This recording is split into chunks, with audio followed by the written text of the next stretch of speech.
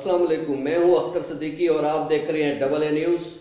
ایک طرف حکومت تحریک انصاف کے خلاف ایک بہت بڑی سازش بے نقاب ہو گئی ہے، تو دوسری طرف کرونا وائرس کے معاملات پر سپریم کورٹ آف پاکستان نے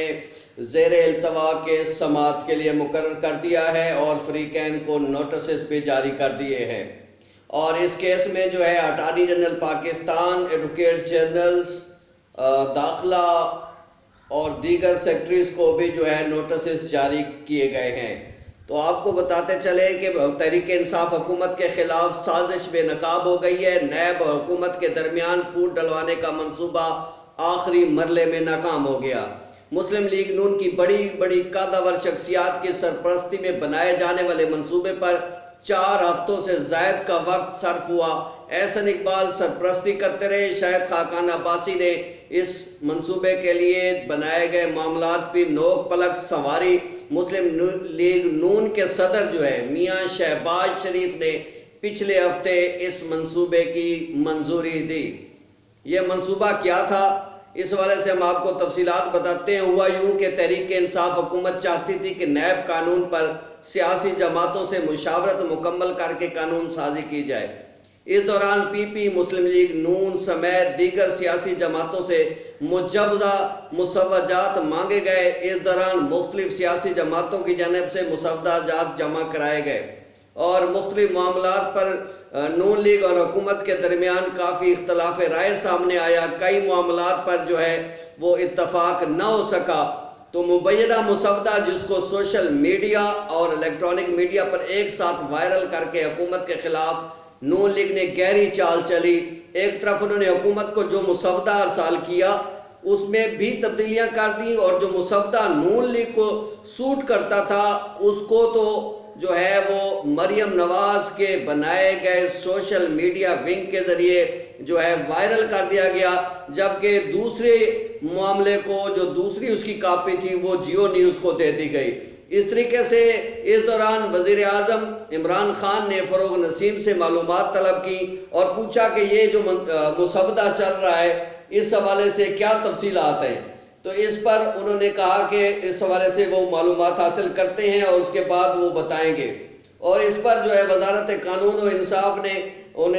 وزیر اعظم پاکستان کو بتایا کہ ابھی ہم مسودہ بنانے کے لیے حتمی طور پہ فیز میں داخل نہیں ہوئے ہیں، کیونکہ ہم نے سیاسی جماعتوں سے جو ہے اس معاملات پر مشاورت کی ہے اور ان سے مسودجات مانگے تھے، اور نون لیگ نے بھی مسودہ ہمیں بھجوایا تھا، مگر یہ جو مسودہ دکھایا جا رہا ہے یہ انتہائی مختلف ہے، جبکہ نون لیگ نے اس سے کہیں مختلف مسودہ ہمیں بھجوایا تھا۔ اور اس حوالے سے جو ہے معاون خصوصی برائے احتساب شہزاد اکبر کی ذمہ داری لگائی گئی کہ وہ اس سارے معاملے کی نہ صرف تردید کریں بلکہ مبینہ مسودے کو جعلی بھی قرار دیں، جس پر انہوں نے مسودے کو جعلی قرار دے دیا۔ بعد ازاں وزارت قانون میں بھی تردید جاری کر دی اور اس حوالے سے بتایا کہ مبینہ مسودے میں سب سے بڑا فائدہ نون لیگ کو ہی حاصل ہونا تھا، اور ان میں 6 نکات پر نون لیگ نے فائدہ اٹھانے کی کوشش کی۔ ایک طرف انہوں نے نیب چیئرمین سے مخالفت کی بنیاد پر اختیارات پر قدغن لگانے کی کوشش کرائی گئی، دوسری جانب 5 سال کے عرصے کی بات کر کے نواز شریف سمیت مسلم لیگ نون کے کئی اہم ترین رہنماؤں کو فائدہ پہنچانے کی کوشش کی گئی۔ اس مبینہ مسودے میں نیب اور حکومت کے درمیان اختلافات کو ہوا دے کر ان کے درمیان خلیج کو گہرا کرنے کی بھی کوشش کی گئی۔ اس کے ساتھ ساتھ عوام کا حکومت کے احتساب کے عمل پر سوال اٹھانے کے لیے بھی یہ سازش تیار کی گئی۔ نئی قانون سازی میں بھی سیاسی رنجش کا اظہار کرنا نون لیگ نے ضروری سمجھا تھا، اس لیے یہ مبینہ طور پر مسودہ بنا کر سرکولیٹ کیا گیا، جو سوشل میڈیا اور الیکٹرانک میڈیا پر جو ہے وہ سامنے لایا گیا۔ اس کے ساتھ ساتھ سب سے اہم بات یہ کہ نیب ترمیمی آرڈیننس کو آنے سے قبل ہی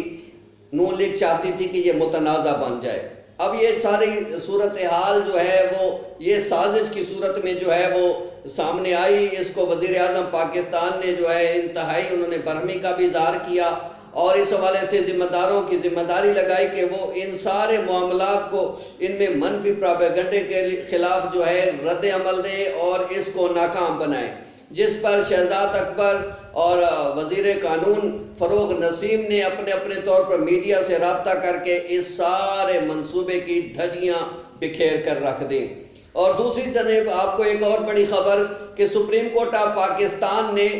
کرونا وائرس کے حوالے سے کیے گئے ناکافی اقدامات بارے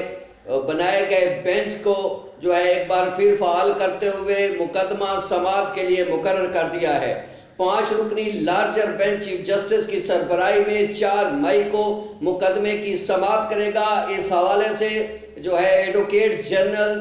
سندھ، پنجاب، KPK، بلوچستان، اسلام آباد سب کو نوٹسز جاری کر دیے گئے ہیں۔ گلگت بلتستان کو بھی نوٹسز جاری کیے گئے ہیں اور ان سے جواب طلب کیا ہے۔ پوچھا گیا ہے کہ عوام کو کرونا کے حوالے سے کیا سہولیات فراہم کی گئی ہیں، جبکہ داخلہ سے بھی اس حوالے سے معلومات طلب کی گئی ہیں کہ اب تک کتنے لوگوں کو گرفتار کیا گیا ہے، کتنے لوگوں کے خلاف کیسز بنائے گئے ہیں، اس وقت ملک میں سیکیورٹی معاملات کی کیا صورتحال ہے، اور ساتھ ساتھ جو ہے یہ بھی پوچھا جا رہا ہے کہ اب تک حکومت اور وفاقی اور صوبائی حکومتوں نے جو اقدامات کیے ہیں وہ کس حد تک فائدہ مند ثابت ہو رہے ہیں۔ اس وقت کرونا وائرس کی صورتحال کیا ہے، بارڈر سے جو ہے وہاں پہ کرنٹینہ جو بنائے گئے تھے وہاں پہ کیا صورتحال ہے، بیرون ملک سے فلائٹ کے ذریعے جو پاکستانی واپس لائے جا رہے ہیں ان کے حوالے سے کیا رپورٹ ہے۔ 4 مئی کو اور یہ اس کیس کی دوبارہ سے سماعت ہونے جا رہی ہے۔ جیسا کہ آپ کو پہلے پتا ہے کہ اس کیس میں سپریم کورٹ بہت زیادہ جو ہے حساس ہے اور اس معاملے کو جو ہے وہ بہتر طریقے سے ڈیل کرنے کی کوشش کر رہی ہے تاکہ عام لوگوں تک جو ہے یہ کرونا وائرس نہ پہنچ سکے اور اس مضر وبا کو جو ہے ختم کیا جا سکے اور اس پر قابو پایا جا سکے۔ اس حوالے سے حکومت پاکستان سے یہ بھی پوچھا جائے گا کہ اب تک وینٹیلیٹرز اور دیگر جو سہولیات ہیں اس حوالے سے کیا جو ہے بندوبست کیا گیا ہے۔ فواد چودھری جو اس وقت وزارت سائنس اینڈ ٹیکنالوجی کے وفاقی وزیر ہیں، انہوں نے آج جو ہے وزیر اعظم پاکستان کو کامسٹیک جو ہے بلایا ہے اور وہاں پہ انہوں نے اب تک جو ہے سینیٹائزر جو بنائے گئے ہیں پاکستان کی جانب سے، وینٹیلیٹرز جو بنائے گئے ہیں، اس کے ساتھ ساتھ جو ٹیسٹ کٹس بنائی گئی ہیں ان کے حوالے سے بریفنگ بھی دی گئی ہے اور سٹالز کا معائنہ بھی کرایا گیا ہے۔ آنے والے دنوں میں پاکستان یہ دوسرا ملک بن جائے گا جو اس طرح کے سامان بنانے والا ہوگا۔ اس سے پہلے یہ سارا سامان صرف چین بنا رہا تھا اور پوری دنیا میں یہ سامان کہیں سے نہیں مل رہا تھا، جس پر پاکستان نے خود ہی یہ سینیٹائزر بنانے کا فیصلہ کیا، اس کے ساتھ ساتھ وینٹیلیٹرز اور دیگر سامان بنانے کا بھی بیڑا اٹھایا۔ اس حوالے سے فواد چودھری نے انتہائی جو ہے محنت اور جانفشانی سے کام کرتے ہوئے، دوستوں کو ساتھ ملاتے ہوئے،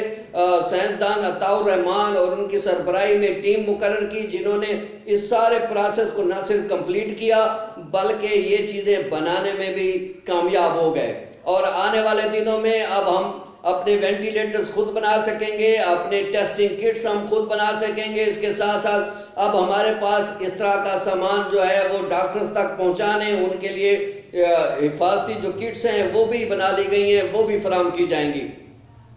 آنے والے دنوں میں سپریم کورٹ آف پاکستان میں وفاق اور صوبوں کی جانب سے رپورٹس بھی داخل کیے جانے کا امکان ہے۔ سندھ کی جانب سے بھی رپورٹ تیار کی جا رہی ہے جس میں بتایا جا رہا ہے کہ انہوں نے نقد رقم کی بجائے جو ہے لوگوں کو راشن تقسیم کیا ہے اور تقریباً اس حوالے سے اربوں روپے خرچ کیے گئے ہیں۔ اس کے ساتھ ساتھ حکومت کی جانب سے یہ بھی بتایا جا رہا ہے کہ لوگوں کو ان کے گھر تک جو ہے راشن کی تقسیم کی گئی ہے اور زکوٰۃ کی رقم بھی لوگوں تک جو ہے وہ نقد پہنچائی گئی ہے۔ اس کے ساتھ پنجاب کی جانب سے عدالت کو بتایا جائے گا کہ اب تک مریضوں کی تعداد کتنی ہے اور کس حد تک سہولیات فراہم کی جا رہی ہیں۔ اس حوالے سے ڈاکٹروں کی تنظیم کا موقع بھی سپریم کورٹ میں پیش کیے جانے کا امکان ہے جس میں بتایا جا رہا ہے کہ اس کرونا وائرس کے پھیلاؤ میں سب سے زیادہ ذمہ دار قوم ہے، کیونکہ پاکستانی قوم نے اس طریقے سے اپنے آپ کو جو ہے وہ بہتر طریقے سے جو ہے وہ سامنے کردار اپنا ادا نہیں کیا اور اس حوالے سے نہ ہی اس قوم نے